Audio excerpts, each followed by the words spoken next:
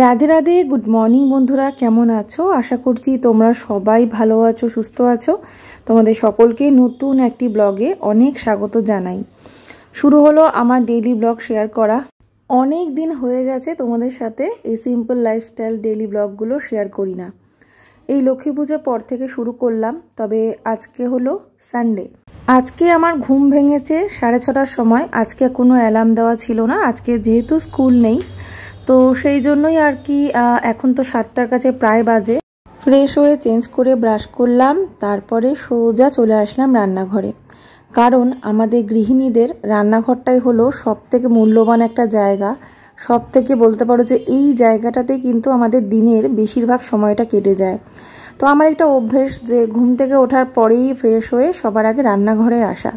কিচেনের সমস্ত কাজ তো আমি রাতের বেলা করেই রেখে দিই, কোনো কাজই বাকি রাখি না, পরিষ্কার পরিচ্ছন্ন বাসন মাজা। তো ওই জন্যই এসে একটা আলাদাই শান্তি, কাজ করার মধ্যেও একটা আলাদা স্যাটিসফ্যাকশন কাজ করে। তো আমার আপাতত রান্নাঘরে কোনো কাজ নেই, রান্নাঘরে জানলাটা খুলে দিয়ে চলে আসলাম ওদের পড়াশোনার ঘরে। স্টাডি রুমটা এবার গোছাবো। সব থেকে বেশি এই ঘরটায় না একটু এলোমেলো হয়ে থাকে। যখন পারি রাতের বেলার দিকে বেশিরভাগ দিন একটু গুছিয়ে রাখি, মানে ওদের পড়াশোনার পরেই না বিছানার ঝেড়ে বইপত্র গুছিয়ে একদম টান টান করে গুছিয়ে রাখি। বা রাতের বেলায় যখন ওদের মানে বইগুলো গুছিয়ে রাখি, পরের দিন হয়তো স্কুল আছে তখন হয়তো একটু গুছিয়ে নিলাম। আর তা না হলে এই যে সকালবেলায় একটু পরিপাটি করে গুছিয়ে নিতে হয়। সবার আগে এই ঘরটা ঠিক করি, তারপরে আদার্স ঘরগুলোকে গোছাই। কারণ এই ঘরে যেহেতু কেউ ঘুমোয় না, সেজন্য ঘরটা তো আমার ফাঁকা থাকে, তার জন্য এই ঘরে কাজটা করতেও সুবিধে। মানে এই দিকের কাজগুলো করতে করতে ততক্ষণে ওরা উঠে যায়, তারপরে আমি অন্যান্য ঘরের কাজগুলো করি। তো এই কাজের রুটিনটা আমার সানডে হিসেবেই আমি বলছি, কারণ অন্য দিন তো ওদের স্কুল থাকে। স্যাটারডেতেও মানে ছুটি থাকে, তাও 2টো স্যাটারডে স্কুল হয়। তো এখানে বিছানাটা গুছিয়ে নিলাম, বইগুলো আর এখান থেকে সরালাম না, কারণ ওরা পড়াশোনা করবে তো আবার দেখলাম বুকশেলফে তুলে রাখবো, তাহলে এখানেই থাক। কারণ যে বইগুলো হয়তো ওরা এখন পড়ছে সেগুলোই হয়তো এখন কাজগুলো বাকি আছে, সেগুলো বাদ বাকিটা এখন আবার করবে, হোমওয়ার্কগুলো করে রাখবে। তো সেই জন্য দেখলাম বিছানার ওপরেই যে টেবিলটা আছে ওখানেই বইগুলো গুছিয়ে রাখলাম। তারপরে ওদের এই বুকশেলফের ওপরে যে কাপড়টা থাকে পাতানো, ওটাকে তুলে ভালো করে ঝাড়লাম, ঝেড়ে পাতিয়ে আবার একটু সাজিয়ে নিলাম। আর এই যে ময়ূর পাখাটা, মানে অনেকগুলো ময়ূর পাখা মনা কিনে এনেছিল এর আগে, তো আছে টুকটাক এখানে ওখানে। তো ওটাকে ভাবলাম যে কৃষ্ণের মাথার উপরে দিয়ে দিই, তো কৃষ্ণের মাথার উপরে দিয়ে দিয়েছি। এদিকে মনাও ঘুম থেকে উঠে গেছে। আর যে কদিন মনা ছিল মানে সে কদিন কিন্তু মিষ্টু মনার সাথে দিদুনের সাথেই ঘুমিয়েছে এই ঘরে, মানে দিদির সাথে ঘুমোবে আর কি। তো মনা তো আজকে কলকাতা চলে যাবে, তো সেই জন্য ওরাও উঠে পড়েছে সকাল সকাল, মানে আজকে আর দেরি করেনি ঘুম থেকে উঠতে। আর না হলে আমি ডাকি না, মোটামুটি 9টা নাগাদই মনা ঘুম থেকে উঠেছে কদিন, মানে ছুটির সময় এসছে কটা দিন রেস্ট নিতে। এমনিতে তো ওখানে থাকলে তো টাইমে উঠতেই হয়। তাও এক একদিন চা খাওয়ার সময় ডাক দিয়েছি, 8:30 পৌনে 9টার সময় উঠে পড়েছিল। তো যাই হোক, এই তো হয়ে গেল, ছুটি কাটানো শেষ।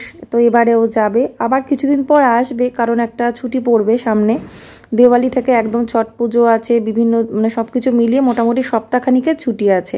তো সেই কারণে এখন আর ক্লাস অফ দেবে না। তো ওই জন্য তখন যেহেতু ছুটি, কদিন থাকতেই পারবে এখানে, না হলে হয়তো মিষ্টুর বার্থডেটা পার করেও যেত। তো ওই জন্যই। তো এখন দেখো আমি ঘর মুছে নিচ্ছি। তো এদিকের ঘরগুলোই এখন শুধু মুছে নেব, এই দুটো ঘর আর বারান্দা আর রান্নাঘর, মানে। আর ওদিকে আমার বেডরুমটা, বারান্দাটা এখন মুছতে পারবো না, কারণ বেডরুমের একটু কাজ আছে। গোপাল এখনও ঘুমোচ্ছে, ও উঠলে তারপরে বিছানাপত্র ঝেড়ে ধুলোবালি ঝাড়বো, চাদরটা আজকে ঝেড়ে আবার পাতাবো। তো টুকটাক পরিষ্কার পরিচ্ছন্ন ভালো মতো করে নিয়ে ওই ঘরটা মুছবো। সেজন্য ওদিকটায় এখন যাব না, তাহলে আবার এদিকে চা খাওয়া দেরি হয়ে যাবে। সকালে চাটাও আবার বেশি দেরি করে খেতে কিন্তু ভালো লাগে না। তো দেখলাম ওরাও উঠে পড়েছে, তাহলে একবারে চা খেয়ে নিই। আর ব্রেড নেওয়া হয়েছে, বাড়ির সামনে দিয়ে ব্রেড যায় একদম সকালবেলায়, ওই 8টা 8:30টার সময় যায় আর কি। কোনো দিন দেরি করে যায়, কোনো দিন একটু আগে যায়, এই রকম। তো মা গিয়ে গেটের সামনে থেকে ব্রেড কিনে নিয়ে এসছে, মানে বাড়ির সামনে দিয়ে যায় তো সুবিধাও হয়। আর টাটকা কোয়াটার রুটিগুলো, যেগুলো দেখবে কোয়াটার ব্রেড যেগুলো, তো সেই জন্য সুবিধা আছে। আর না হলে তো মোড় মার্কেট থেকে এমনিতে ব্রাউন ব্রেড আনতে গেলে মোড় থেকে নিয়ে আসে, 2 প্যাকেট করে নিয়ে আসে, 2 দিন 3 দিন চলে যায় আর কি। তো এখানে আমার ঘর মোছা প্রায় শেষের দিকে, আর যেটুকুনি বাকি আছে ওইটুকুনি হয়ে যাবে, বেশি একটা টাইম লাগবে না।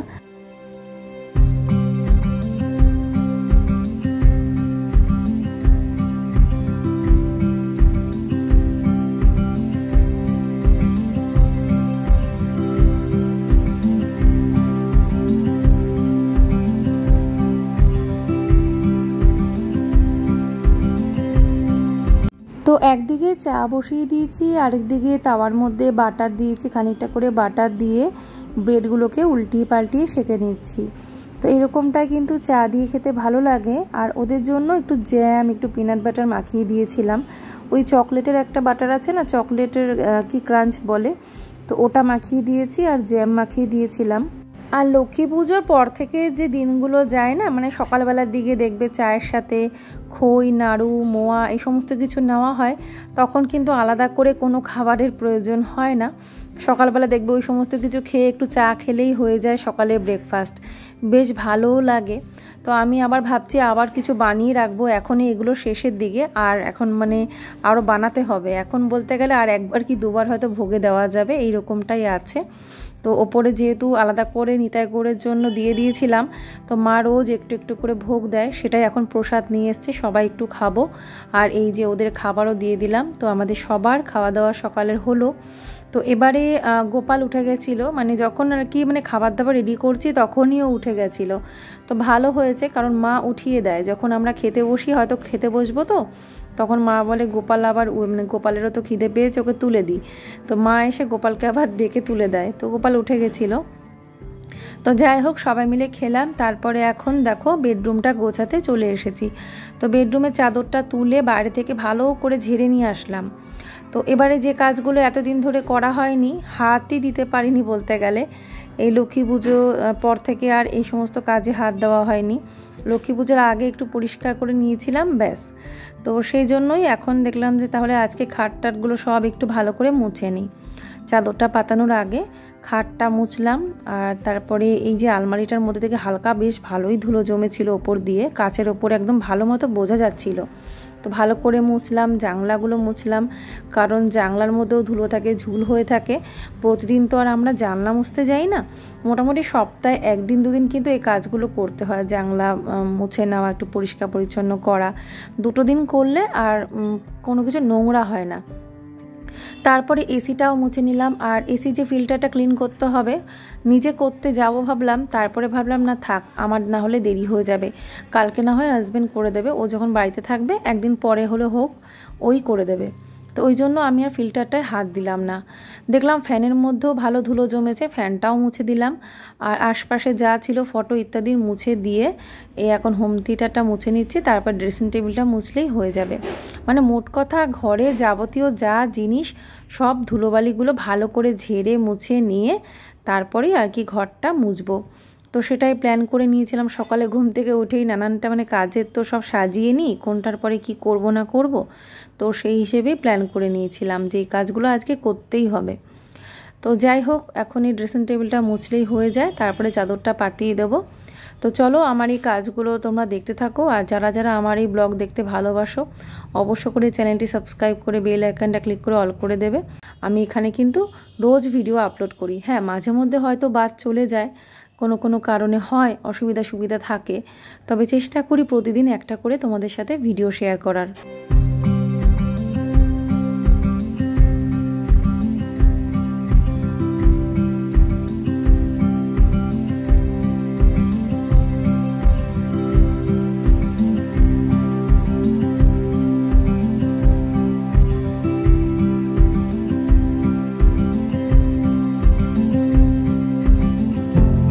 আর হ্যাঁ, কাজ করতে করতে কিছু ক্ষেত্রে হয়তো তোমরা আমাকে দেখছো মাথা নাড়াতে, মুখে কথা বলতে, তো না, আমি একা একা কথা বলছি না, এখানে মনার সাথে কথা বলছি।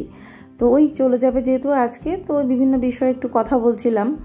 আর মিষ্টুর জন্মদিনটা এবার আর সেভাবে কিছুই করব না ভাবছি, কারণ কেউ যখন থাকবে না, মনাটাও থাকছে না, তো সেই জন্য দেখি কি করি, হয়তো বাইরে থেকে ঘুরে আসতে পারি, কিছু একটা এরকমই কিছু প্ল্যান করছি। যে ওরও ইচ্ছে যে কেউ যখন আসবে না মনটা মেয়েটার খারাপ হয়ে যাবে, তো মিষ্টুর ইচ্ছে তাহলে বাইরে থেকেই আমি ঘুরে আসব, তাহলে আর বাড়িতে কিছু করতে হবে না। আসলে ওর মনটা খারাপ হয়ে গেছে যে এই কেউ আসবে না শুনেছে, তো দেখি কি করা যায়, কি করব, অবস্থা বুঝে ব্যবস্থা করতে হবে, কারণ দিনটা না আসলে কিছুই বুঝতে পারছি না। তো এখানে জামা কাপড় কিছু ছিল, সেগুলো ভাঁজ করে রাখলাম। এবারে ঘর মুছে নিচ্ছি, এই ঘরটা, ওদিকে গিয়ে টিভি রুমটা মুছে নিয়েছিলাম, তারপরে কাজ কমপ্লিট করে স্নান করে নিয়েছি। তো তাড়াতাড়ি স্নানটা হয়ে গেলে কি হয়, কাজের একটা ভালো বোঝ পাওয়া যায়, যেগুলো না করে স্নান করতেও ভালো লাগে না। যে একটু ভালোভাবে স্নানটা করব, তার আগে যে ধুলোবালি পরিষ্কার পরিচ্ছন্ন করা, ঘরের টোটাল কাজকর্ম যদি কমপ্লিট করে তারপর স্নানটা করা যায় তাহলে কিন্তু বেশি ভালো হয়। তারপরে ধরো রান্নাটা করলাম। তো স্নান করে চলে এসেছি, এখন চুলে একটুখানি সেরাম লাগিয়ে নিই আমি এখন। আগে যেগুলো আমি খুব বেশি ব্যবহার করতাম না, খুব রেয়ার হয়তো মাঝে মধ্যে ব্যবহার করতামই না বলতে গেলে, বহু আগেই আমি এগুলো ব্যবহার করা বন্ধ করে দিয়েছিলাম। কোথাও না কোথাও মনে হলো যে না, নিজের প্রতি একটু যত্ন নেওয়া দরকার, নিজেকে ভালোবাসতে হবে, নিজের প্রতি আগে যত্ন নিতে হবে। কারণ আমি যখন নিজে ভালো থাকবো, নিজের মনটা, নিজের সমস্ত কিছু যখন ভালো থাকবে, তখনই কিন্তু আমি সংসারটাকেও সেইভাবেই পরিচালনা করতে পারবো।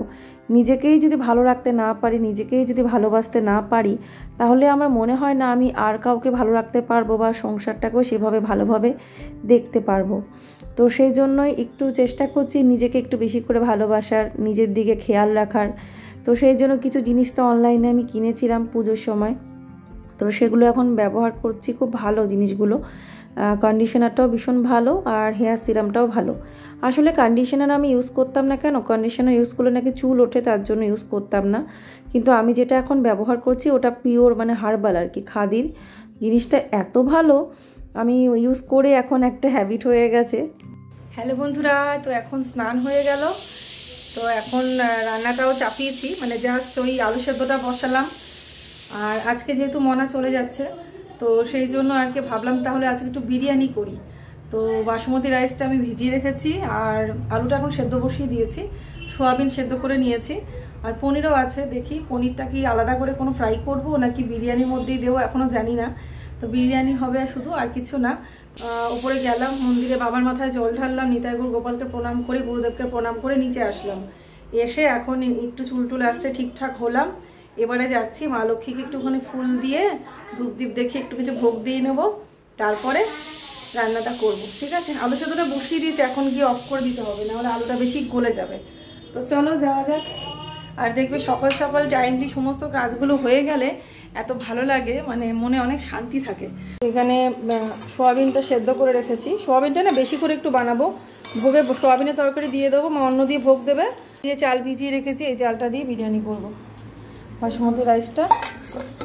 তো চলো এখন আগে ঠাকুরের কাজটুকু সেরে আসি। এখানে আলুটাও সেদ্ধ হয়ে গেছে।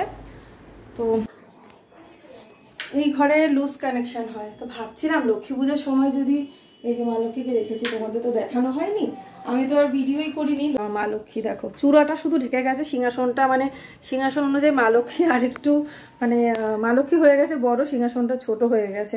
দেখি পরে ব্যবস্থা করব মা লক্ষ্মীকে একটু বড় সিংহাসনে রাখার, আপাতত এখানেই থাকবে। তো এই যে মা লক্ষ্মীকে কেমন লাগছে বলো, আর আমি যে এত খুশি কি বলবো তোমাদের। তো যাই হোক, আর এই যে এখানে জল সংকটে রেখেছি, আর ফুলগুলো আমি কালকে সন্ধ্যাবেলায় সরিয়ে দিয়েছি। কালকে সিংহাসন ভরে সব টগর ফুল ছিল, মানে বড় বড় সাদা ফুলগুলোকে টগর ফুল বলে না, তো এখনও কিছু এই যে এনেছি, কালকে গ্যারেজ থেকে অনেক ফুল নিয়ে এসেছিলো, এখন এই কটা আছে, ওপরে বেশিরভাগটা মাকে দিয়ে দিয়েছি, মা পুজো দেবে বেশি করে। আর এই যে শুধু তো অল্পই লাগবে নিচে, আর কালকে অনেক ফুল দিয়ে পুজো দিয়েছি, পুরো সিংহাসন ভরে গেছিলো এই সাদা ফুলে। তো চলো এখন ঠাকুরের পুজোটা সারি। আচ্ছা, পুজো শুরুর আগে কিন্তু আচমন করতে হয়, সেই আচমনটাই কিন্তু আমি এখন করে নিলাম। নমো অপবিত্র পবিত্র বা সভাবস্থান গত বিভাজ্য শরৎ পুণ্ডরী কাকর সবাহ্য অভ্যন্তর সূচি। তো আমি যা করি ঠাকুরের জন্য টোটালটাই কিন্তু আমার নিজের ব্যাপার, মানে আমি কোনো কিছু দেখে শিখেও করি না বা কোনো বই দেখেও করি না। আমার নিজের মন থেকে যেভাবে আমার মানে নিজের মনের থেকে ইচ্ছে হয় সেইভাবেই আমি কিন্তু ঠাকুরের পুজো করি। মন্ত্র কিছু আছে যেগুলো আমাদের গুরুদেবের কাছ থেকে আমি যেগুলো প্রাপ্ত করেছি, সেগুলো কিছু জিনিস জানি। এছাড়া আমি আগে থেকেই ভগবানকে এতটাই মেনে চলতাম, ছোট থেকে অনেক কিছু আমার ছোট থেকেই মুখস্থ। তো সেই জন্য মানে সেইভাবেই আমি কাজ করি আর কি, ভগবানের সেবা পুজো। তো যাই হোক, আমার তো গোপাল আমি প্রথম কিনি, তো সেই গোপাল এখন উপরে মন্দিরে আছে, নিতাইগড়ে মন্দিরে। গোপালের সেবা যেহেতু 3 বেলা 4 বেলা দিতে হয়, সেজন্য গোপালকে আমি মন্দিরেই রেখেছি। আর মা লক্ষ্মীর সেবা পুজো যেহেতু মা করবে না, তার জন্য মা লক্ষ্মীকে আলাদা আমি নিচে সিংহাসনে রেখেছি। আমাকে একজন বলেছো যে তুমি সাথে গণেশকে রাখতে পারতে। হ্যাঁ, গণেশকে রেখেছি, এই দেখো এই আজকেই বসালাম। তো গণেশকে আমি একটা পাত্রে জল দিয়ে, জলের মধ্যে সিঁড়িদাদা গণেশকে বসিয়েছি। পাথরের গণেশ। আগে যে গণেশটা ছিল সেটা একটু বড়, তো মা লক্ষ্মীর পাশে জায়গা করে বসানো যাচ্ছিল না, যেহেতু সিংহাসনটা আমার ছোট্ট। তো সেই জন্যই গণেশকে আমি ওই ঠিক লক্ষ্মীর ঘটের পাশে যে জায়গাটা আছে, একদিকে জল শঙ্খটা আছে, আরেকদিকে আমি সিদ্ধিদাতা গণেশকে বসিয়েছি।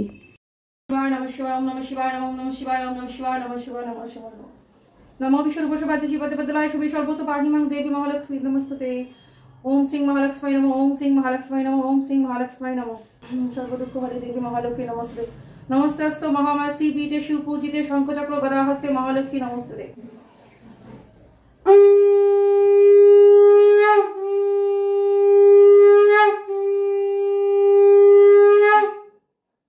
তো হয়ে গেল আমার পুজো। এবার কিছু পাঠ করব, পাঠ করে চলে যাব রান্না করতে। আর এই যে মা লক্ষ্মীকে আজকে ভোগে নাড়ু দিয়েছি, কিছু নাড়ু আমি ভোগের জন্য রেখে দিয়েছিলাম প্রতিদিন ভোগ দেওয়ার জন্য। তো এগুলো ফুরাতে না ফুরাতে আমি আবার বানাবো আর কি ঠাকুরের জন্য। এই মাসটা পুরোই বানিয়ে রেখে দেবো, নাড়ু মোয়া এগুলো ঠিক করেছি। তো এই যে নিরামিষ বিরিয়ানি বানানোর জন্য সোয়াবিনটাকে তো সেদ্ধ করে জল ঝরিয়ে রেখেছি। আরেকদিকে এখানে আমি আলুটাকে না সেদ্ধ করে নিয়েছি, কারণ গোটা গোটা কিছু আলু দিয়েছি, আর বাকি বড় আলুগুলো অর্ধেক করে দিয়েছি। তবে খুব বেশি ওরকম লেভেলে সেদ্ধ করিনি যে গলে যাবে, মোটামুটি সেদ্ধ করে নিয়েছি, না হলে কিন্তু আলু যতই ভালো করে ভাজি না কেন একটু কাঁচা ভাব থেকে যায়। সেজন্য একটুখানি হালকা সেদ্ধ করে নেওয়া ভালো, মানে 50%-এর ওপরে সেদ্ধটা হয়ে যাবে, আর বাকিটা ওই ভাপেই নরম হবে আর কি, যাতে ভাজতে পারি ওই রকমই আর কি সেদ্ধটা করেছি। এবারে আলুগুলোকে ঘিয়ের মধ্যে লাল লাল করে ভেজে নেব। সেদ্ধ আলুগুলোকে ভালো করে ভাজবো, আলুগুলো লাল লাল করে ভেজে তুলে রেখে সোয়াবিনগুলোকেও কিন্তু ঘিয়ের মধ্যে ভালো করে ভেজে নেব। এর মধ্যে আমি চাইলেই পনিরটাও দিতে পারতাম, আসলে দেখলাম সোয়াবিনটা তো অনেকটা পরিমাণে দিয়েছি, থাক আর পনির দেওয়ার দরকার নেই। আর এই কটা দিন বেশ পরপর পনির রান্না করেছি, কারণ যতদিন মনা রয়েছে মানে প্রতিদিনই পনির বানিয়েছি। তো এখানে চালটা ছেড়ে দিলাম, জলটা ফুটে ওঠার পরে চালটা দিয়েছি, আর জলটা একটু বেশি হলো বলে কমিয়ে দিলাম।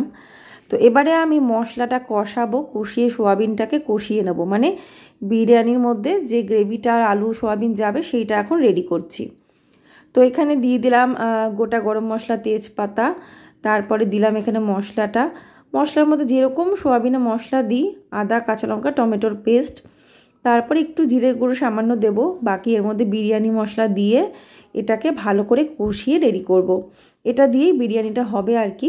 আর দেখো, সবাই কিন্তু নিরামিষ বিরিয়ানি ভীষণ ভালোবাসে, তো সেই জন্যই করি। মোনাও খুব ভালোবাসে, মোনার আবার বাইরের নিরামিষ বিরিয়ানিও ওর ভালো লাগে না, মানে ওর আমার হাতের এই বাড়ির বিরিয়ানিটাই খেতে ভালো লাগে। সেজন্যই ও আজকে চলে যাবে, সেজন্যই বিরিয়ানিটা আরও স্পেশালি করছি, না হলে হয়তো দুপুরবেলা আজকে বিরিয়ানি করতাম না। বাসমতি রাইসটা এখানে কিন্তু সেদ্ধ হয়ে গেছে। তো আর এটা এমন লেভেলে সেদ্ধটা করতে হবে যাতে হাত দিলে ভেঙে যায়, আবার বেশি নরমও না হয়ে যায়। তো সেইভাবে সেদ্ধ করে জল ঝরিয়ে নিয়েছি, ঝাঁঝরির মধ্যে করে ভাতটা ঝরিয়েছি। তারপরে পুরো হাঁড়িতে বেশ ভালো করে ঘি মাখিয়ে দিয়েছি। প্রথম লেয়ারে রাইস দিয়েছি, তারপরে সোয়াবিন দিয়েছি, সোয়াবিন আলু কষা, তারপরে একটু হালকা বিরিয়ানি মশলা, ঘি এগুলো দিয়েছি। এরকম পরপর দিয়ে সবার লাস্টে একটু বেশি করে ঘি, একটুখানি হালকা কেওড়া জল দিয়েছিলাম, দিয়ে একটু বিরিয়ানি মশলা ছড়িয়ে দিয়ে ঢাকা দিয়ে, মানে পুরো মুখটা আমি আটা দিয়ে বন্ধ করে দেব, মানে একদম দম বিরিয়ানি যেরকম হয় সেই রকম করেই কিন্তু বানাচ্ছি। তো এরকম কোনো ব্যাপার নেই যে নিরামিষে বিরিয়ানি হয় না, নিরামিষেও বিরিয়ানি হয়, পনির দিয়ে, তারপরে সোয়াবিন দিয়ে, বিশেষ করে অনেকে ফুলকপিও দেয়, যার যেমন ইচ্ছে খুব স্পেশাল করেই বানানো যায়। হয়তো আমি কিছুই সেরকম দিলাম না, আরও অনেক কিছু এর মধ্যে দেওয়া যায়, তো আমি সিম্পলের মধ্যে বানালাম যেরকম ঘরে বানাই। তো এখন দেখো তাওয়াটা বসিয়ে দিয়েছি, তাওয়াটা গরম হওয়ার সাথে সাথে ওর উপরে হাঁড়িটা চাপিয়ে মুখটা ঢাকা দিয়ে দিয়েছিলাম, এয়ারটাইট করে আটাটা আটকে দিয়েছিলাম। আটাটা যখন শুকিয়ে কাঠ হয়ে যাবে তখন মনে করতে হবে বিরিয়ানি রেডি। এখন এই যে ওদের জন্য বেড়ে নিচ্ছি, সার্ভ করে দেবো। আর ওরা তো বসেই আছে, ওদের মানে কখন খাবে বিরিয়ানির নামেই ওদের খিদে আগে আগে পেয়ে যায়। তো কেমন লাগলো রেসিপিটা অবশ্যই তোমরা কমেন্ট করে জানিও।